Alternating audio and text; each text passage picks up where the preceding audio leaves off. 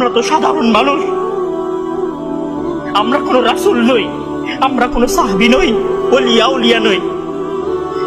রাসূল সাল্লাল্লাহু আলাইহি ওয়াসাল্লাম বলছেন, ইন্না লিল মাউতি লাসাকারাত, ইন্না লিল মাউতি লাসাকারাত, ফামা জাসামা আলাইয়া ইয়া আইফাল ইখওয়ান। আমাদের কি হয়েছে আমরা মৃত্যুকে ভয় পাই না? আমাদের কি হয়েছে আমরা মনে করি না যে আমরা মারা যাব? পৃথিবীর সর্বশ্রেষ্ঠ মানুষ, সর্বশ্রেষ্ঠ রাসূল দুনিয়া থেকে বিদায় নিলেন, তার সাহাবীদেরকে ছেড়ে তিনি দুনিয়া থেকে চলে গেলেন, উপরের জগতে পাড়ি জমালেন। আমাদের কি হয়েছে যে আমরা বিশ্বাস করতে চাই না, আমরা প্রস্তুতি গ্রহণ করি না মৃত্যুর জন্য?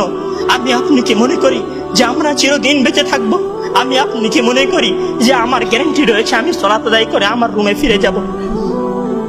বিশ্বাস করুন হে আমার ছাত্র ভাইয়েরা, অবশ্যই আমাকে আপনাকে একদিন মৃত্যুবরণ করতে হবে, আমাকে আপনাকে একদিন এই দুনিয়া ছেড়ে চলে যেতে হবে।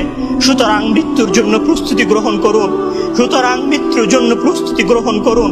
সেই দিন আসার পূর্বে, যেই দিন মৃত্যু আপনার দরবারে উপস্থিত হবে এবং মহান আল্লাহ তাআলাকে আপনি বলবেন, ইয়া আল্লাহ, আমাকে স্বল্প একটু সময় দিন, আমাকে স্বল্প একটু সময় দিন, আমি ফিরে যাই এবং কিছু নেক আমল করে আসি। কাল্লা ইন্নাহা কালিমাতুন ওয়া কাইলুহা। তখন মহান আল্লাহ তাআলা বলবেন, কোনো সুযোগ নেই, এটা তো সাধারণ তার মুখের কথা মাত্র, সে ফিরে গেলে আবারও আমল করবে না, সে ফিরে গেলে আবারও আমল করবে না। সম্মানিত ভাইয়েরা, সেই দিন আসার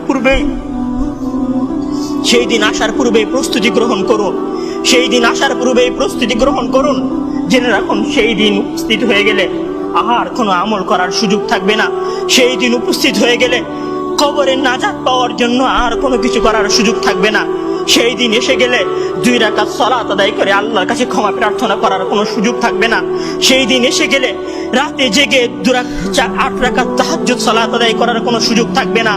এখনো সময় আছে।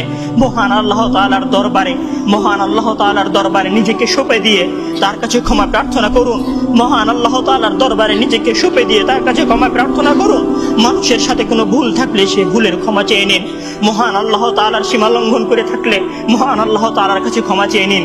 সেই দিন আসার পূর্বে যদি সেই দিন এসে যায়, সেদিন আর কোনো লাভ হবে না, সেদিন বেঁচে থাকার আর কোনো সুযোগ হবে না, 1 সেকেন্ড সময় আপনাকে বেশি দেওয়া হবে না।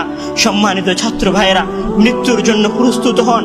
মহান আল্লাহ তাআলা আমাদের সবাইকে মৃত্যুর জন্য প্রস্তুতি গ্রহণ করার তৌফিক দান করুন।